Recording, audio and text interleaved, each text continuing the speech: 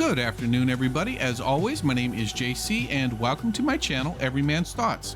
Episode 2 is out. Obvious spoiler warning. You've been warned. So let's get started. We start episode 2 with a small council meeting already in progress when Lord Corlys bursts in, outraged by the recent pirate attacks in the Stepstone Isles. There's a few things going on here. Corlys is demanding immediate action, even war, citing the fact that the crown looks weak. Now, I'm not saying some of his reasons weren't valid, but he's clearly enraged beyond reason. If you weren't paying close attention or didn't watch all the way to the end, you may have missed the fact that, in truth, the reason that Corlys is so outraged is because despite what he's saying, the pirate attacks are a greater threat to Corlys himself, his wealth, his power, than they are to the actual kingdom.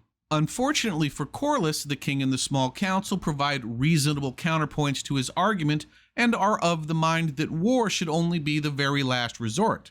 In fact, if you're familiar with the books, you know there's even more to this than what was presented, and some issues even date back to the king's father, Jaehaerys. But this is where I think the episode becomes borderline brilliant. We next start a sequence of events that speaks to the underpinnings of the character of Rhaenyra. She speaks out of turn at the small council meeting and suggests that the crown should send dragon riders to the Stepstone Isles to deal with the rebellious pirates, despite the fact that that could lead to open war with the free cities. First, it was bold of her to square up and speak at a small council meeting when she knows she's not supposed to. Second and third, she was decisive in coming to a decision, and her decision was aggressive. On the other hand, her inexperience and narrow vision made her oblivious to the political nuance of the situation as a whole. We immediately transition into a new scenario, a new challenge, where Rhaenyra is asked to pick the newest member of the Kingsguard. Again, she's smart and decisive enough to know that she wants a knight with actual combat experience,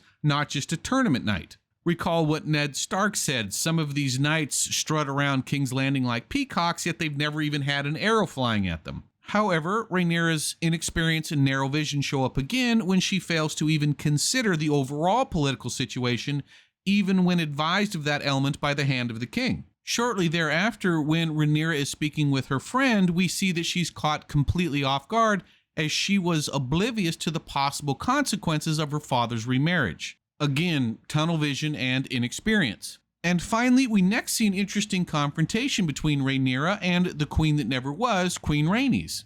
The queen tries to goad and manipulate Rhaenyra, but she shows considerable perception and emotional stability, particularly for someone of her age, and doesn't fall for her manipulations. Rhaenyra even goes so far as to remind the queen, "They may have rejected you, but they bent the knee for me." At this point, the queen is utterly defeated and has no ammunition but cheap shots and whining about the patriarchy. Now, I want to stop right here and talk about what we've seen so far. What I've said so far is what I've genuinely felt when watching the early part of episode 2. Sure, some of the writing was obvious and a little heavy-handed, but it was also effective in laying the groundwork for a story arc I want to see more of. If the show continues down this path where the characters are complex but flawed and yet relatively book accurate, I think this is going to be an impressive series. However, there are also people who saw the same series of events and came to a different conclusion. Their interpretation goes something along the lines of that we're supposed to believe that Rhaenyra's idea of sending dragon riders to deal with the pirates was the right idea, but they refused to listen because she's just a little girl. That her actions regarding the selection of the new Kingsguard were completely correct. She doesn't need to take the overall political situation into account, nor does she need the advice of a man. And that despite the fact that Rhaenyra completely defeated the queen's last statement remained inexplicably unchallenged. The statement was something along the lines of, "Men would rather see the world burn than have a woman in charge." Based on what I've seen, I don't think this is what is happening, but I also don't have a big enough body of evidence to completely dismiss those thoughts either. If this is the path the show heads down, where we have Mary Sue Targaryen versus the patriarchy, it would be hard to imagine the show living up to its legacy of compelling, complex women like Cersei Lannister. All we can do is cross our fingers and hope for the best. As we proceed, we see Corlys again putting the king on the spot by proposing that the king marry his daughter. Ostensibly, this would serve to end the tensions between the two houses, tensions that in no small part land directly on Corlys' own doorstep, and it would show unity and strength to the wide world abroad. It's interesting to think of all of this as just more moving parts in Corlys' master plan. That being said, like I mentioned earlier, this was a little obvious or heavy-handed, not really worthy of the, let's call it, Machiavellian machinations of a Petyr Baelish. At least not yet. That being said, the scene had its virtues. It was awkward in all the right ways. For instance, the king walking with his diminutive bride-to-be was cringe, but you couldn't turn it away because it was also evocative. All you could really do is stare and wince at what you were seeing. While Corlys thought he was being clever and had the upper hand, the king's hand was playing 3D chess. He slipped his daughter in a less obvious fashion and was able to secure the affections of the king. Man, woman, peasant, or king, nobody likes to be manipulated or forced into a decision. Next, we had the worst scene of the episode, and one that I suspect will finish high in the running for worst in the entire season. In a nutshell, Daemon Targaryen, the exiled brother of King Viserys, stole a dragon egg and entrenched himself on Dragonstone in an attempt to force the king to come and negotiate with him. His plans go awry when the small council persuades the king not to go and sends the hand of the king instead. Upon the arrival of the hand, Daemon inquires as to the king, betraying how desperately he really wants to speak to him, and revealing that having an opportunity to speak with his brother was his plan the entire time. Just as tensions come to a head, Rhaenyra shows up with her dragon in a twist that was more predictable than a sunrise. In yet another heavy-handed writing moment, Rhaena calls the bluff of Daemon, and for some reason, Daemon inexplicably folds and gives her back the egg. For me, there were a lot of issues with that scene. First, we get it, Rhaena is bold and brave, but we already knew that about her. Let's add some depth to that character and do it in a less obvious fashion. Second, why did Daemon fold so quickly? The status quo works for him. If Rhaenyra goes to all that effort and returns without the egg, she's humiliated. She is reduced and he is elevated, and she can no longer be perceived as his equal. Second, this character is clearly trying to reconcile with his brother. We see it when he asks about the king, and we see it later when he refuses to allow Corlys to badmouth the king behind his back. Yet he's so proud he can't proceed to reconcile in any fashion where he might be perceived to lose face,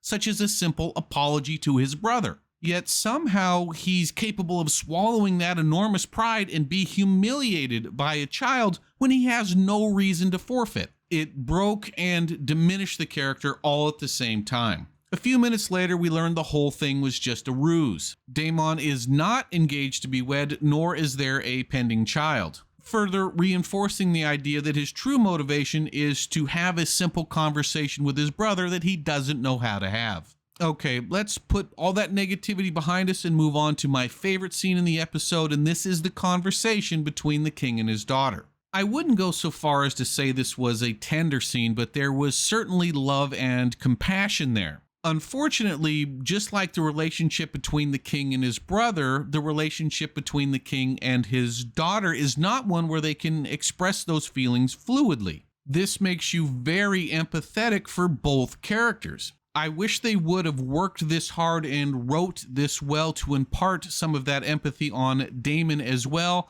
That would have made for some damn fine tension. As it is, though, this is such a strong scene because in front of that subtext, you see the king and his daughter both growing at the same time. The king is coming to terms with the fact that his daughter is no longer a little girl, she is a young woman, perhaps a formidable one. For her part, Rhaenyra begins to perceive just what it means to be a king, and maybe more profoundly, that her father is a decent man despite his flaws.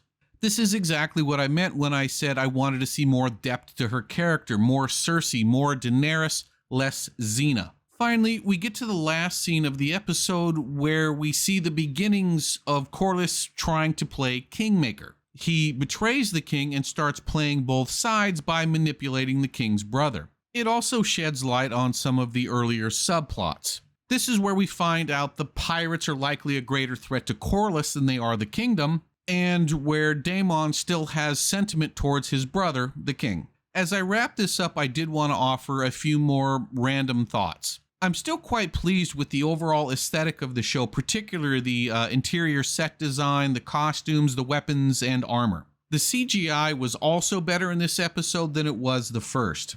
I do have growing concerns, though, about pacing and storytelling, though. For instance, we find out that Daemon has stolen a dragon egg and entrenched himself in Dragonstone.